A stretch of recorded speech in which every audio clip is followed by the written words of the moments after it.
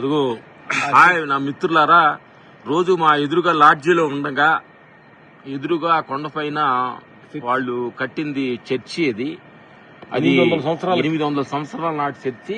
ఈ ప్రాంతానికి ఈ ఏరియా డెవలప్ అవడానికి కారణం ఆ ఏరియా టూరిస్ట్ ప్లేస్ అనమాట. అది అక్కడికి కొంచెంసేపు తర్వాత అక్కడికి వెళ్ళబోతున్నాం అనమాట. అక్కడే మాకు షూట్ తొందరలో వేరే ప్లేస్ లో మా షూట్ అనమాట. అది అక్కడ పోయి ఆ చర్చి లోపలికి వెళ్ళి చూపిస్తాం. ఆ చర్చి లోపలికి వెళ్ళి కొన్ని వింతలు. ఎందుకనంటే ఏది కూడా అది చర్చి కావచ్చు, అది గుడి కావచ్చు, వాళ్ళు కొన్ని 100 సంవత్సరాల నాడు అంత అద్భుతమైన మనసుతోటి ఆ క్షణం ఆ మనుషుల ప్రశాంతం కోసం, మనుషులు మంచి కోసం గుడులు కట్టిన మనకి భారతదేశంలో కూడా ఎన్నో పురాతకాల గుడులు, చర్చిలు ఎన్నో ఉన్నాయి మనకి. ఆ గుడులకు వెళ్ళినప్పుడు అందుకని పెద్దవాళ్ళు అంటారు, అప్పుడప్పుడు మీరు ఈ ప్రశాంతమైన యాత్రకి వానప్రస్థానం అని చెప్పి పెద్దవాళ్ళు 60 సంవత్సరాల తర్వాత పిల్లలకి అందరు బాధ్యతలు అప్పగించి ఆ వానప్రస్థానంలో గుడికి గోపురాలకి ఇలాంటి ప్రదేశాలకి మనిషి వెళ్తున్నప్పుడు, అసలు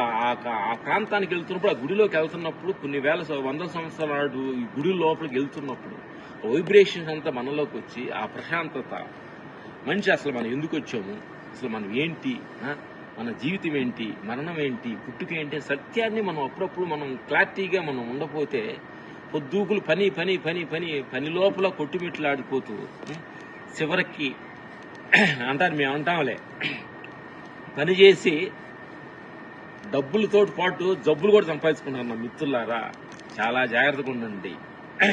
డబ్బులు తోటి పాటు జబ్బులు కూడా లేకుండానే ఉండాలంటే మీరు ప్రతి క్షణం చేస్తున్న పని మీద డబ్బులు ఇంపార్టెంట్ కాదు. డబ్బులు ఏంటి వచ్చిపోయాయి.